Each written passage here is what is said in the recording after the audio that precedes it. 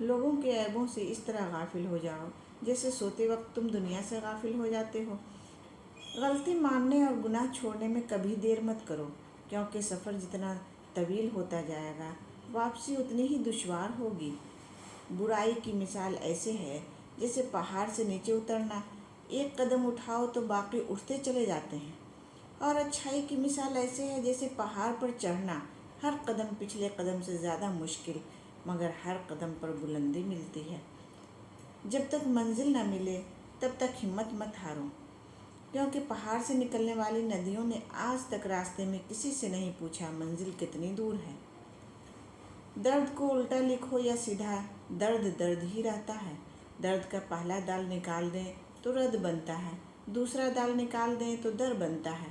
جان لیں کسی کے در سے انسان جب رد کیا جاتا ہے تو انسان کو درد ملتا ہے، یہی درد انسان کو اس در سے جوڑ دیتا ہے جہاں سے کوئی بھی رد نہیں ہوتا۔ طوفان میں کشتیاں اور گھمنڈ میں ہستیاں ہمیشہ ڈوب جایا کرتی ہیں۔ خواہشوں کو بے لگام مت چھوڑو، یا باغی ہو جائے تو حرام حلال جائز ناجائز کچھ بھی نہیں دیکھتی۔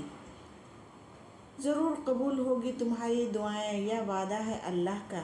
اللہ تمہاری بہتری کے لیے تاخیر ضرور کرتا ہے لیکن وہ بھولتا نہیں۔ اپنے بارے میں نہ کسی پیر سے پوچھو نہ کسی فقیر سے پوچھو، بس تھوڑی دیر آنکھیں بند کرو اور اپنے ضمیر سے پوچھو۔ انسان کو برباد کر دینے والی 8 غلطیاں۔ نمبر 1، بیماری کو معمولی سمجھ کر شروع میں علاج نہ کرنا۔ نمبر 2، 3 دن سے زیادہ کسی کا مہمان بننا۔